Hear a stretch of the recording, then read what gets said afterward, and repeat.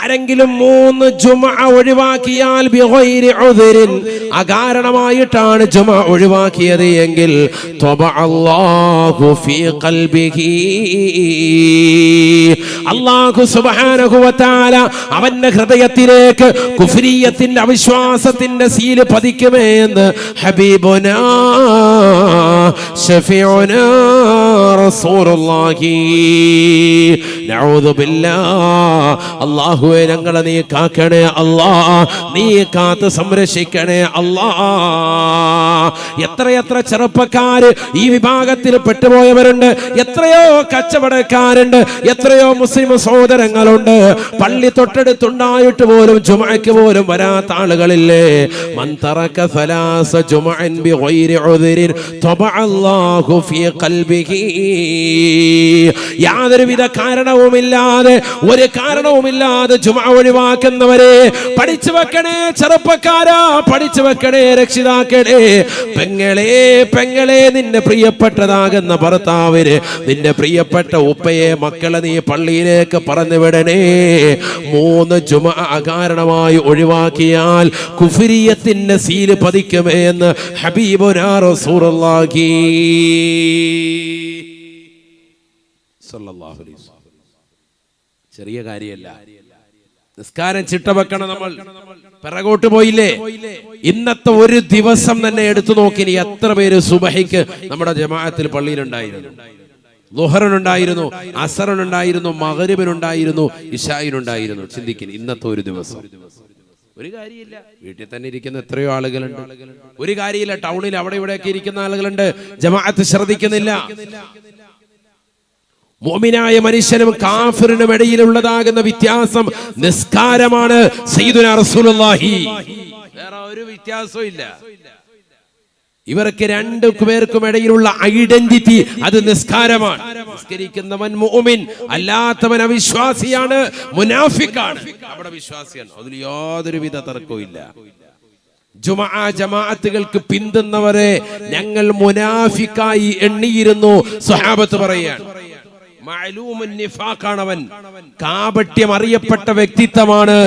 നിസ്കാരം ഉപേക്ഷിച്ചുകൊണ്ട് വീടുകളിൽ ഇരിക്കുന്ന ആളുകൾ, ജമാഅത്തിന് വരാത്ത വ്യക്തികളെ ഞങ്ങൾ മുനാഫിക്കായി എണ്ണിയിരുന്നു എന്ന് സ്വഹാബത്ത് പറയുകയാണ്. നഊദു ബില്ലാഹ്. നിസ്കരിക്കാത്തവനെ അല്ല, നിസ്കരിക്കുമായിരിക്കും, പക്ഷെ പള്ളിയിൽ വരുന്നില്ല, ജമാഅത്തിന് വരത്തില്ല. അങ്ങനത്തെ ആളുകളെ ഞങ്ങൾ മുനാഫിക്കായി എണ്ണിയിരുന്നു എന്ന് സ്വഹാബത്ത്. നഊദു ബില്ലാഹ്. അല്ലാഹു നമ്മളെ കാക്കട്ടെ. നമുക്കൊരു വിഷമം വരുമ്പോ, ഒരു പ്രയാസം വരുമ്പോ, ഒരു ദുഃഖം വരുമ്പോ നമ്മളത് ചെന്ന് പറയേണ്ട ഇടം അത് പള്ളിയാണ്. മുഅ്മിനീങ്ങൾ വിഷമവും സങ്കടവും വരുമ്പോ എവിടെ വരണം? പള്ളി വന്ന് പറഞ്ഞണം. 2 റക്അത്ത് നിസ്കരിച്ചിട്ട് ദുആ ചെയ്യണം. കാന നബിയ്യു സല്ലല്ലാഹു അലൈഹി വസല്ലമ ഇദാ ഹസമഹു അംറുൻ ഫസിഅ ഇലൽ മസ്ജിദി വസല്ലാ റകഅതൈൻ. ഹബീബുനാ റസൂലുള്ളാഹി സ്വല്ലല്ലാഹു അലൈഹി വസല്ലമ തങ്ങൾ എന്തെങ്കിലും കാര്യമുണ്ടായാൽ, വിഷമമുണ്ടായാൽ ആദരവായ പ്രവാചകർ ചെയ്യാറുള്ളത് നേരെ പള്ളിയിലേക്ക് വരുമായിരുന്നു. ഫസിഅഇലൽ മുസല്ലാ, അള്ളാന്റെ പള്ളിയിലേക്ക് വരുവയാണ്, തിരുസമക്ഷത്തിലേക്ക് വരുവയാണ്. ഈ ലോകത്തിന്റെ തമ്പുരാനായ ജഗന്നിയന്താവായ പരിപാലകനാകുന്ന പടച്ചറബിന് തീർക്കാൻ പറ്റാത്ത വിഷമം ഏതാണ് സോദരാ? അവന് തീർപ്പ് കൽപ്പിക്കാൻ പറ്റാത്ത വിഷമം ഏതാണ് സോദരി? അള്ളാന്റെ മുന്നിൽ വന്നുകൊണ്ട് നമ്മുടെ ശിരസ്കരനാവുകയാണ്. 2 റക്അത്ത് പള്ളിയിൽ നിസ്കരിച്ചിട്ട് ദുആ ചെയ്യുമായിരുന്നു ഹബീബുനാ റസൂലുള്ളാഹി. യാത്ര തുടങ്ങുന്നതും യാത്ര കഴിഞ്ഞ് തിരിച്ചു വരുന്നതും ആ പള്ളിയിൽ നിന്ന് തന്നെ ഹബീബ് റസൂലുള്ളാഹി. നാട്ടിലേക്ക് വന്ന ആദ്യം ഇവിടെ വരും, പള്ളി വരും, എന്നിട്ട് 2 റക്അത്ത് നിസ്കരിച്ചിട്ട് നേരെ വീട്ടിലേക്ക് പോകുള്ളൂ. ഏത് സമയത്തും ഹബീബ് റസൂലുള്ളാഹി. നമ്മൾ പള്ളിയാണെങ്കിലോ, പ്രവാസിയായ ആണെങ്കിൽ പോലും നാട്ടിലെത്തിയിട്ട് പിന്നെ അവനൊരു പോകാൻ നേരത്തായിരിക്കും ചിലപ്പോൾ വരിക, ചിലപ്പോൾ പള്ളിയിലോട്ട്. അത് തന്നെ ചിലപ്പോൾ എന്തെങ്കിലും തട്ടുകേട് പറ്റണം, അല്ലെങ്കിൽ ചിലപ്പോൾ പള്ളിയിലോട്ട് വരൂല. ഒന്നില്ലേ ജോലി ഇല്ലാതായി, അല്ലെങ്കിൽ എന്തെങ്കിലും വിഷയം ഉണ്ടായി, അങ്ങനെയൊക്കെ ഉണ്ടായെങ്കിൽ മാത്രം പള്ളിയിൽ. എല്ലാവരും അല്ല, ചില ആളുകൾ അങ്ങനെ ഉണ്ട്. അവർക്ക് നന്നാകാനാണല്ലോ വാഴുന്നത്. അതുപോലെ തന്നെ കച്ചവടക്കാര് ബിസിനസ് കൂടി കഴിയുമ്പോ പിന്നെ പള്ളിയില്ല, പള്ളിക്കാരുമില്ല, യാതൊരുവിധ ബന്ധവുമില്ല, ദീനുമായിട്ട് യാതൊരുവിധ ബന്ധവുമില്ല, പള്ളിയിൽ നിസ്കരിക്കുന്നില്ല. മനോഹരമാകുന്ന താഴികക്കുടങ്ങൾ ഉണ്ടാക്കിയിട്ട് കാര്യമില്ല. ആ പള്ളിയിൽ നമസ്കാരം നിലനിർത്തിയിട്ടില്ലെങ്കിൽ നാട്ടുകാര് മുഴുവനും കുറ്റക്കാരാണ്. നല്ല പള്ളി, ഊശ്ശേരിക്കോട്ട പള്ളി, മനോഹരമായ പള്ളി, താഴികക്കുടം എല്ലാം ഉണ്ട്. പക്ഷെ ആളുകൾ നിസ്കരിക്കാനില്ലെങ്കിൽ ഹല്ലി വല്ലി തീർന്ന് എല്ലാം കഴിഞ്ഞ് ഹറാബ്. അല്ലാഹു മലക്കാക്കട്ടെ. നബിയനാ റസൂലുള്ളാഹി സ്വല്ലല്ലാഹു അലൈഹി വസല്ലമ തങ്ങൾ പറയുകയാണ്, സിത്തത്തു അശ്യാ ഹുന്ന ഗരീബത്തുൻ ഫീ സിത്തത്തി മവാദിഅ. സ്വഹാബ സിത്തത്തു അശ്യാ, 6 കാര്യങ്ങൾ ശ്രദ്ധിക്കണേ സ്വഹാബ. ഹുന്ന ഗരീബത്തുൻ ഫീ സിത്തത്തി മവാദിഅ. 6 കാര്യങ്ങൾ കൊണ്ട് ഒറ്റപ്പെട്ടു പോകുന്നതാണ്. 6 കാര്യങ്ങൾ കൊണ്ട് ഒറ്റപ്പെട്ടു പോകുന്നതാണ്. അത് ശ്രദ്ധിക്കണേ എന്ന് ഹബീബുനാ ശഫീഉനാ റസൂലുള്ളാഹി 6 കാര്യങ്ങൾ എന്ന് പറഞ്ഞിട്ട് ആദരവായ പ്രവാചകൻ ആദ്യമായി പറയുകയാണ്, അൽ മസ്ജിദു ഹുന്ന ഗരീബത്തുൻ, പള്ളി അത് ഒറ്റപ്പെട്ടു പോകുന്നതാണ്. ഫീമാ ബൈന ഖൗമിൻ ലാ യുസല്ലൂന ഫീ. മനോഹരമായ മിനാരങ്ങളുണ്ട്, മനോഹരമായ താഴികക്കുടങ്ങളുണ്ട്, മനോഹരമാകുന്ന രീതിയിൽ കാർപ്പറ്റ് വിരിച്ചിട്ടുണ്ട്. പള്ളിയിൽ നല്ല മൈക്ക് സെറ്റ് ഉണ്ട്, സമുന്നതരായ ആലിമീങ്ങളുണ്ട്, നല്ല ഖിറാഅത്തിന്റെ വശ്യസുന്ദരമായ രീതിയിൽ ഖുർആൻ ഓതുന്ന സമുന്നതരായ ഇമാമീങ്ങളുണ്ട്, മുത്തഅല്ലിമീങ്ങളുണ്ട്. എല്ലാ നിലക്കും ബറക്കത്തുള്ള പള്ളിയാണ്. ആത്മീയമാകുന്ന ഉയർച്ചയുള്ള പ്രഭാഷണങ്ങൾ നടത്തുന്ന പള്ളിയാണ്. പക്ഷേ ആ പള്ളി ഒറ്റപ്പെട്ടു പോകുമേ. ഫീമാ ബൈന ഖൗമിൻ ലാ യുസല്ലൂന ഫീ.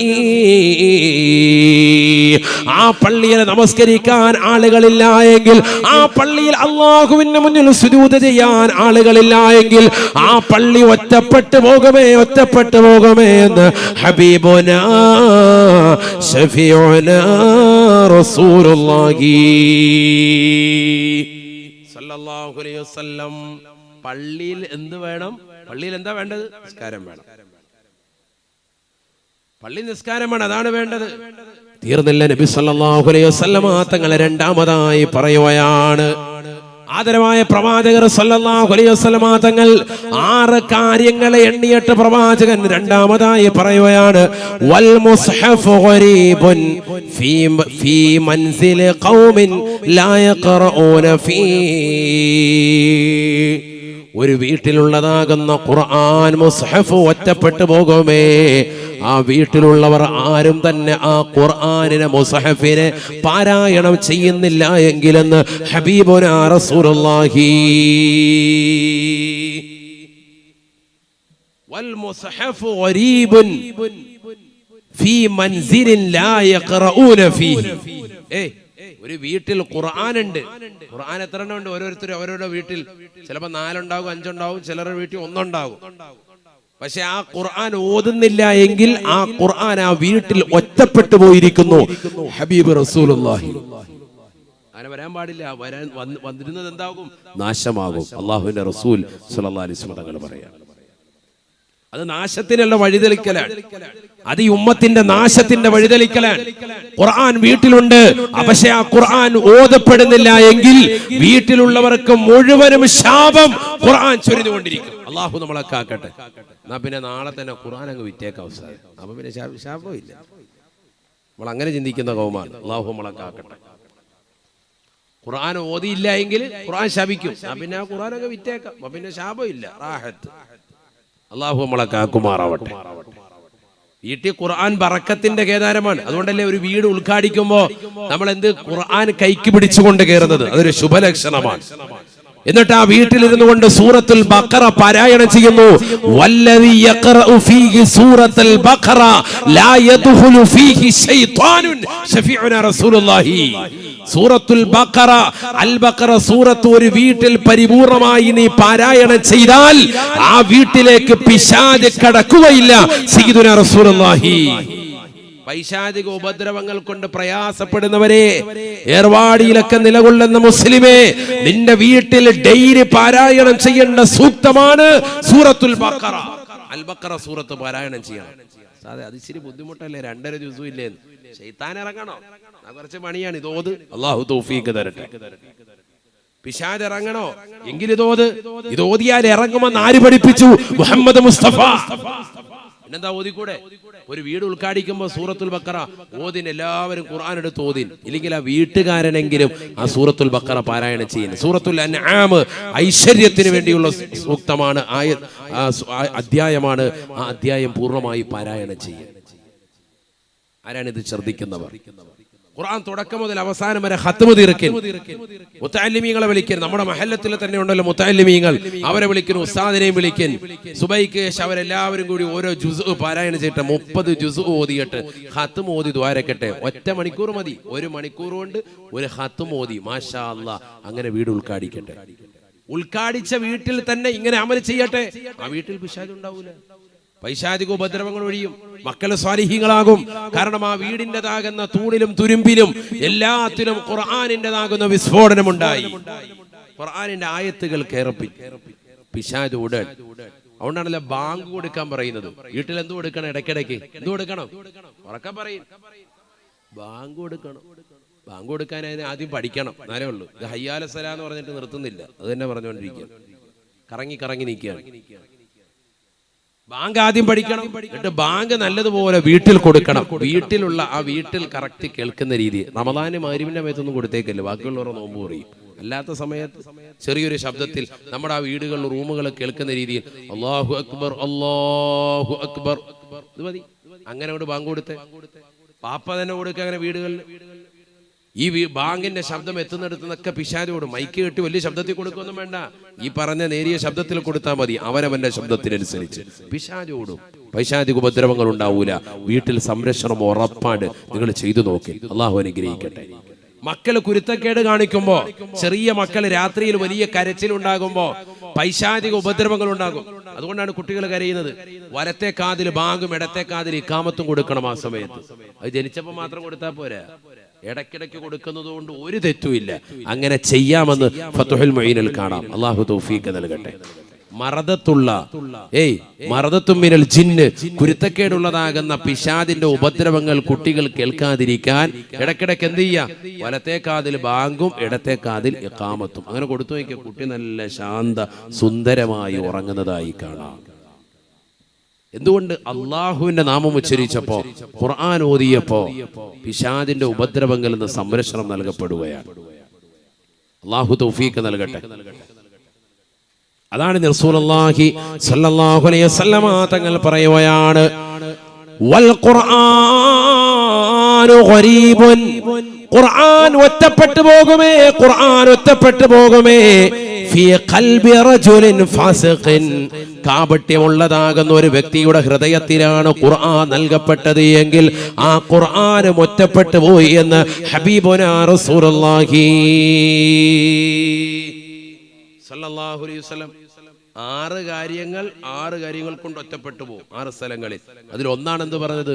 പള്ളികൾ. ആ പള്ളികളിൽ ജനങ്ങൾ നിസ്കരിക്കാൻ വന്നില്ല എങ്കിൽ പള്ളി ഒറ്റപ്പെട്ടു പോകും. 2 മുസഹഫാണ്. ഒരു വീട്ടിൽ ഒരു മുസഹഫ് ഉണ്ട്, പക്ഷെ അത് ഓതാൻ ആരുമില്ല എങ്കിൽ ആ വീട്ടിൽ ആ മുസഹഫ് ഒറ്റപ്പെട്ടു പോയി ഹബീബ് റസൂലുള്ളാഹി. 3 ഖുർആനാണ്. കാപട്യമുള്ള മനുഷ്യന്റെ ഹൃദയത്തിൽ ഖുർആൻ നൽകി. ചിലര് ഹാഫിളായി, പക്ഷെ അവൻ തെമ്മാടിയാണ്. ആ തെമ്മാടിയുടെ ഹൃദയത്തിൽ ഖുർആൻ ഇരിക്കെ എന്ത് കാര്യം? ആ ഖുർആൻ ഒറ്റപ്പെട്ടു പോയി. അതുകൊണ്ട് ഒരു പ്രയോജനം ആർക്കും ഇല്ല. ഇവനെ ഓതുന്നുമില്ല, ഒരാളെ ഇട്ട് ഓദിക്കുന്നുമില്ല. ഇവനിങ്ങനെ സിനിമ കണ്ടും സീരിയൽ കണ്ടും ഹറാമ് ദർശിച്ചോട്ടൊക്കെ ഇങ്ങനെ നടക്കാൻ. അല്ലെ, ചില മക്കൾ നമ്മൾ കണ്ടിട്ടില്ലേ, ഓതാൻ പറ്റിയിട്ടുണ്ട്, ഹിഫ്ള് കുറച്ചായി അല്ലെങ്കിൽ ഹിഫ്ള് പൂർത്തിയായിട്ട് ഹാഫിളാണ്, പക്ഷെ അവനറിയാത്ത സിനിമാ പാട്ടൊന്നുമില്ല, എല്ലാം പാടിക്കൊണ്ട് നടക്കാൻ. പുതിയ ലേറ്റസ്റ്റ് പടം ഇറങ്ങിയത് വരെ അവനറിയാം. KGF 2 കണ്ട് 3 കാത്തിരിക്കുക. എന്ത് വേണോന്ന് ചോദിക്കുന്നത്. അങ്ങനത്തെ ടീമുകളുണ്ട്. അതാണ് പറയുന്നത് വൽ ഖുർആനു ഗരീബുൻ ഫീ ഖൽബി റജുലിൻ ഫാസിഖിൻ. കാപട്യമുള്ളവന്റെ ഹൃദയത്തിൽ ഖുർആൻ ഒറ്റപ്പെട്ടു പോകുമെന്ന് ഹബീബ് റസൂലുള്ളാഹി. തീർന്നില്ല. നബിയുനാ റസൂലുള്ളാഹി സ്വല്ലല്ലാഹു അലൈഹി വസല്ലമ തങ്ങൾ പറയുകയാണ് വറജുലുൽ മുസ്ലിമു അൽ മുസ്ലിമു സാലിഹു ഗരീബുൻ ഫീ ബൈതി ഇംറഅത്തിൻ ദർദിഅത്തിൻ സയ്യിഅത്തിൽ ഖുൽഖി. മുസ്ലിമായ സാലിഹായ മനുഷ്യൻ ഒറ്റപ്പെട്ടു പോകും. ഒരു പെണ്ണാണ്, പക്ഷേ ആ പെണ്ണിന്റെ വീട്ടിൽ അഥവാ അവൻ വിവാഹം ചെയ്തതാകുന്ന പെണ്ണ് മോശപ്പെട്ട പെണ്ണാണ്, അവൾ ദീനീ ബോധമില്ലാത്ത പെണ്ണാണ് എങ്കിൽ ആ പുരുഷൻ അവളുടെ വീട്ടിൽ ഒറ്റപ്പെട്ടു പോയവനാണ് എന്ന് ഹബീബുനാ റസൂലുള്ളാഹി. ഭർത്താവ് നല്ല സാലിഹായ മനുഷ്യൻ, ഖുർആൻ ഓതും, നിസ്കരിക്കും, ഇബാദത്തുണ്ട്, പക്ഷെ ഭാര്യ നേരെ തലതിരിവ് എങ്കിൽ ആ വീട്ടിൽ ആ പാവപ്പെട്ടവൻ ഒറ്റപ്പെട്ടു പോയി. ഹബീബ് റസൂലുള്ളാഹി 5 നബിതങ്ങൾ നേരെ തിരിച്ചു പറഞ്ഞു വൽ മർഅത്തു സാലിഹത്തു ഗരീബത്തുൻ ഫീ ബൈത്തി റജുലിൻ ഫാസിഖിൻ റദീഉൽ ഖുൽഖ്. മോശപ്പെട്ട സ്വഭാവ വൈകല്യമുള്ളതാകുന്ന കള്ളു കുടിക്കുന്ന ഒരു മ്ലേച്ഛനായ മനുഷ്യന്റെ കീഴിൽ നിലകൊള്ളുന്ന ഒരു സാലിഹത്തായ മുസ്ലിമത്തായ പെണ്ണ് അവളും ഒറ്റപ്പെട്ടു പോയി. അങ്ങനെ എത്രയോ ഉദാഹരണങ്ങൾ, എത്രയോ സഹോദരിമാർ ദുആ വസിയത്ത് ഇപ്പോഴും ഈ വിനീതരോടും ഉസ്താദുമാരോടും ഒക്കെ നടത്തുന്നത് തന്നെയാണ്. സാധേ ഭർത്താവ് കള്ളു കുടിക്കുന്നു, ഭർത്താവ് മോശമായ രീതിയിലുള്ള ചാറ്റിംഗ് നടത്തുന്നു, പരസ്യമായി നടത്തുന്നു, പരസ്യമായി ഭാര്യയുടെ മുന്നിൽ വെച്ചുകൊണ്ട് തന്നെ വാട്സാപ്പിലൂടെ അന്യ പെണ്ണുമായിട്ട് വീഡിയോ കോളുകൾ ചെയ്യുന്ന ഭർത്താക്കന്മാർ ഹറാമായ വീഡിയോകൾ ദർശിക്കുകയും അത് കാണുകയും സ്വന്തം ഭാര്യയെ കാണിക്കുകയും ഈ രീതിയിലുള്ള വീഴ്ചകൾക്ക് നീ തയ്യാറാകണമെന്ന് പറഞ്ഞ് നിർബന്ധിക്കുന്ന ചെറുപ്പക്കാരായ ഭർത്താക്കന്മാർ. അങ്ങനെ എത്രയോ കംപ്ലൈന്റ്. നഊദു ബില്ലാഹ്, അല്ലാഹു നമ്മളെ കാക്കട്ടെ. വ്യത്യസ്ത മോഡലുകളൊക്കെ കാണിച്ചിട്ട് കണ്ട, വാച്ചാത്തീറ മോഡൽ കണ്ട, ഇതേപോലെയാണ് ഇന്നത്തെ ദിവസം ചെയ്യേണ്ടത് എന്ന് പറഞ്ഞിട്ട് മോഡലുകൾ കാണിച്ചു കൊടുക്കുക.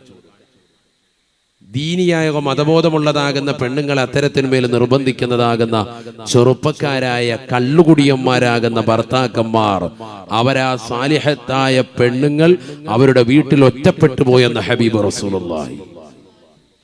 6 വൽ ആലിമു ഗരീബുൻ ഫീ ഖൗമിൻ ലാ യസ്തമിഊന ഇലൈഹി. ഒരു ആലിമും ഒറ്റപ്പെട്ടു പോയി ഒരു സമൂഹത്തിൽ. അദ്ദേഹം നല്ല അറിവുള്ള വ്യക്തിയാണ്, ഖുർആൻ വെച്ചുകൊണ്ട് അദ്ദേഹം ദീനീ ബോധം നൽകുന്നുണ്ട്, സമൂഹത്തെ സമുദ്ധരിക്കുന്നുണ്ട്. പക്ഷേ അദ്ദേഹത്തെ കേൾക്കാൻ ആളില്ല എങ്കിൽ ആ ആലിമും അവർക്കിടയിൽ ഒറ്റപ്പെട്ടു പോയി എന്ന് ഹബീബുനാ റസൂലുള്ളാഹി. ഈ 6 കാര്യങ്ങൾ നബിതങ്ങൾ ഇങ്ങനെ പറഞ്ഞിട്ട് അല്ലാഹുവിന്റെ റസൂൽ അവസാനമായി പറയുകയാണ്, ഈ 6 കാര്യങ്ങൾ ഒറ്റപ്പെട്ടു പോകുന്നതിന് നിങ്ങൾ ശ്രദ്ധിക്കണേ. എന്തുകൊണ്ടെന്നറിയുമോ?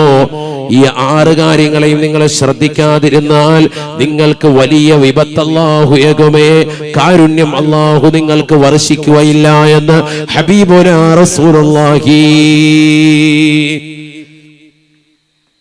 6 കാര്യത്തിൽ നബിതങ്ങൾ ആദ്യം എണ്ണിയതാണ് നമ്മുടെ വിഷയം. അതാണ് വിഷയം. എന്ത്? പള്ളികൾ ഒറ്റപ്പെട്ടു പോകുന്നു. ഫീമാ ബൈന ഖൗമിൻ ലാ യുസല്ലൂന ഫീഹി.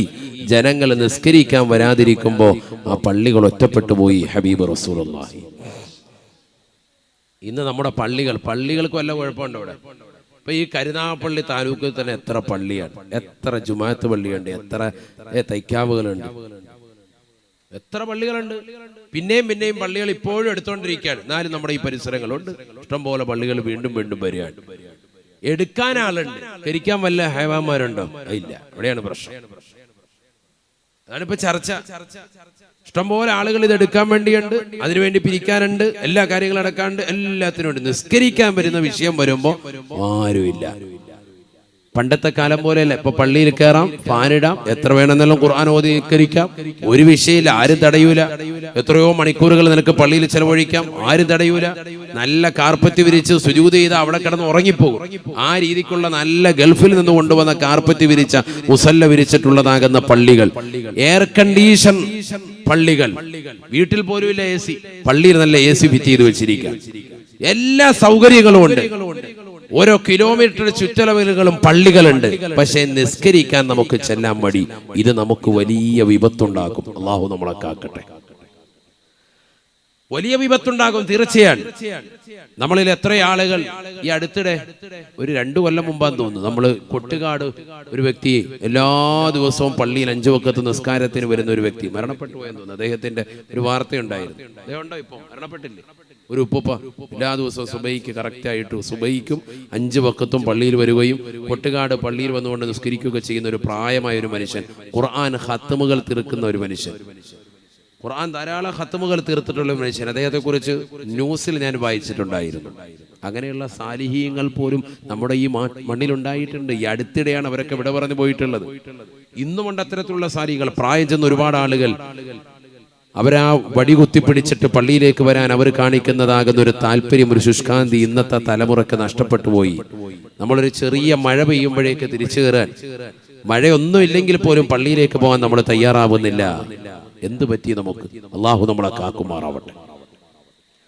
നബിയനാ റസൂലുള്ളാഹി സ്വല്ലല്ലാഹു അലൈഹി വസല്ലമ തങ്ങൾ പറയുകയാണ്, ഇസ്റാ മിഅ്റാജ് രാവിൽ അല്ലാഹു സുബ്ഹാനഹു വ തആല ഒരു വിഭാഗം ആളുകളെ എനിക്ക് കാണിച്ചു തന്നു. സഹാബാ റഅയ്തു ഖൗമാ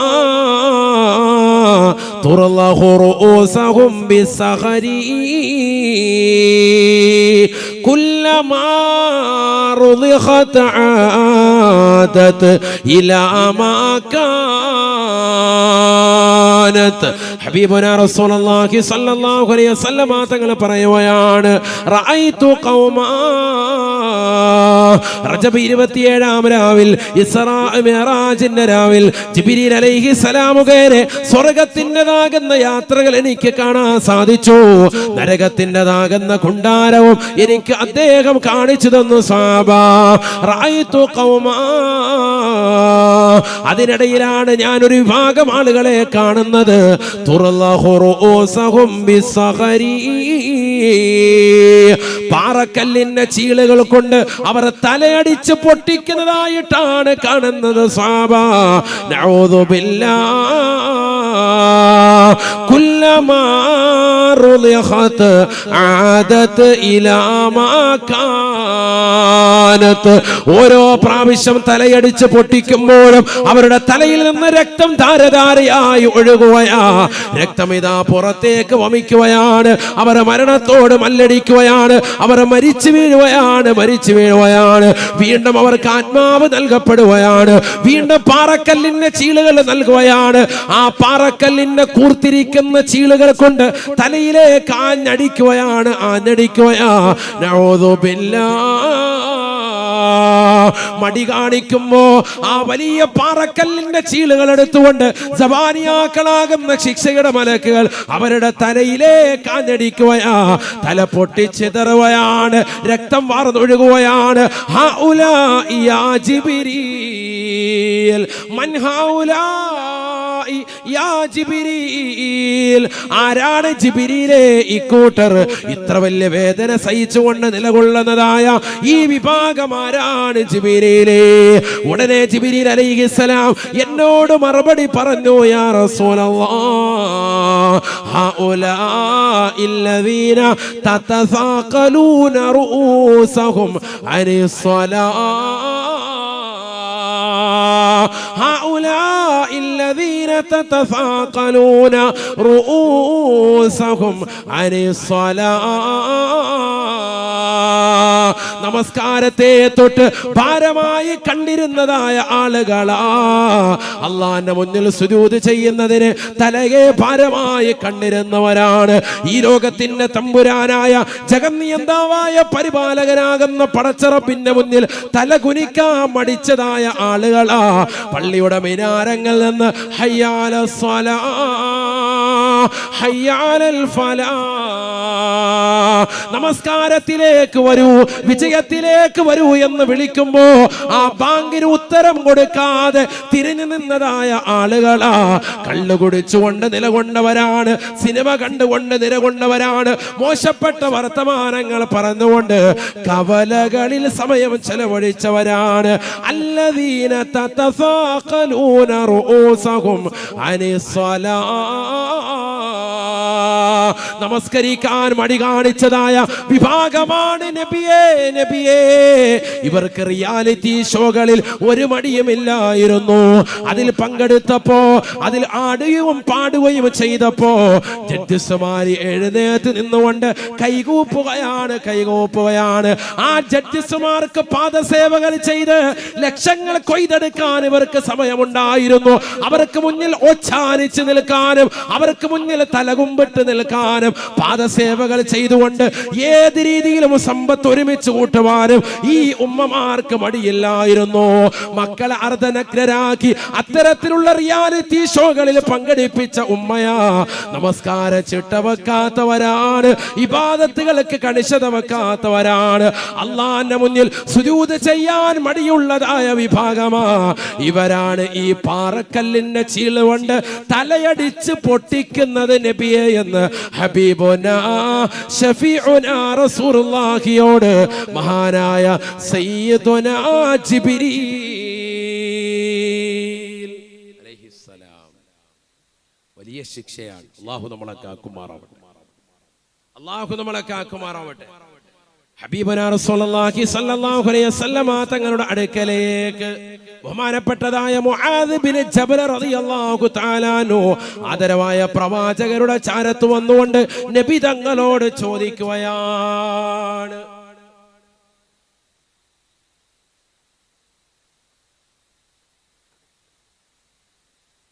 അല്ലാഹുവിന്റെ റസൂലേ റസൂലേ, നാളെ പടച്ച റബ്ബിന്റെ ദർബാറിലേക്ക് ജനങ്ങളെ അഫ്വാജ കൂട്ടം കൂട്ടമായി കൊണ്ടുവരുമെന്ന് പറഞ്ഞതിന്റെ മഅന എന്താണ്? നാളെ ആഖിറത്തിലേക്ക് പടച്ച റബ്ബിന്റെ ദർബാറിലേക്ക് ജനങ്ങളെ കൂട്ടം കൂട്ടമായി കൊണ്ടുവരുമെന്ന് പറഞ്ഞതിന്റെ മഅന എന്താണ്? അർത്ഥം എന്താണ് റസൂലേ? ആദരവായ പ്രവാചകർ സല്ലല്ലാഹു അലൈഹി വസല്ലമ തങ്ങൾ ഫബകാ ബുകാഅൻ ശദീദാ, ആദരവായ പ്രവാചകർ പൊട്ടിക്കരയുകയാണ്. ഖിയാമത്ത് നാളിനെ ചിന്തിക്കുകയാണ്. ലോകാവസാനത്തെ പറ്റി ചോദിച്ചപ്പോൾ ലോകൈക ഗുരു പൊട്ടിക്കരയുകയാണ്. ഫബകാ ബുകാഅൻ ത്വവീലാ,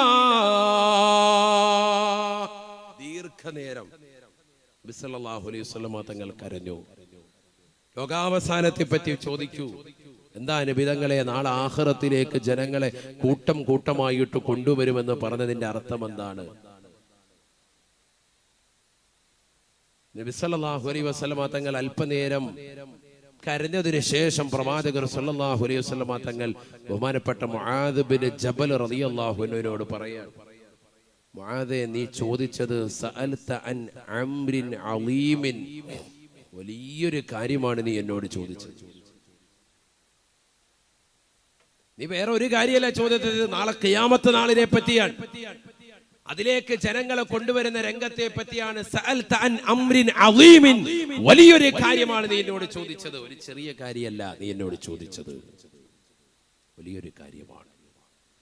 നബിയനാ റസൂലുള്ളാഹി സ്വല്ലല്ലാഹു അലൈഹി വസല്ലം തങ്ങൾ പറയുകയാണ്, മുആദേ മുആദേ, നാളെ ആഖിറത്തിലേക്ക് ജനങ്ങളെ 12 കോലത്തിൽ അല്ലാഹു കൊണ്ടുവരുമേ എന്ന് ഹബീബുനാ ശഫീഉനാ റസൂലുള്ളാഹി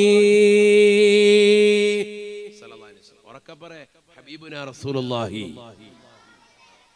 12 കോലത്തിലാ മനുഷ്യനെ കൊണ്ടുവരുന്നത്. നിർത്താം കേട്ടോ, സമയം കഴിയാറായി. 11:30 ആകുമ്പോൾ നിർത്തിയേക്കാം. ശരിയില്ല, എനിക്ക് മടി തോന്നുന്നുണ്ടെന്ന്. സലാത്തൊക്കെ ചെല്ലാരും മടി ചെല്ലാവല്ലേ. അള്ളാഹു ബർക്കത്ത് ചൊരിയട്ടെ. നമ്മുടെ മക്കളെ എല്ലാം അള്ളാഹു സാലിഹീങ്ങൾ ചേർക്കട്ടെ. ശ്രദ്ധിക്കണേ. നബിയനാ റസൂലുള്ളാഹി സ്വല്ലല്ലാഹു അലൈഹി വസല്ലം തങ്ങൾ പറയുകയാണ്, മുആദേ മുആദേ, നീ ചോദിച്ചതൊരു വലിയ കാര്യമാണ്. നാളെ ആഖിറത്തിലേക്ക് ജനങ്ങളെ കൊണ്ടുവരുമ്പോ 12 കോലത്തിലായിട്ടാണ്, 12 വിഭാഗമായിട്ടാണ് ജനങ്ങളെ മഹ്ശറിലേക്ക് എത്തിക്കുക. ആദ്യത്തെ വിഭാഗം അല്ലാഹുവിന്റെ റസൂൽ പറയുകയാണ്, യുഹ്ശറുന്നാസു ഹുഫാതൻ ഉറാതൻ ഉറലാ, നഗ്നപാതകരായി, ശരീരത്തിൽ നൂലിര പോലും വസ്ത്രമില്ലാതെ വിവസ്ത്രരായിട്ടാണ് ഒരു വിഭാഗത്തെ അല്ലാഹു എത്തിക്കുക. വഹും കൽ ഖനാസീർ,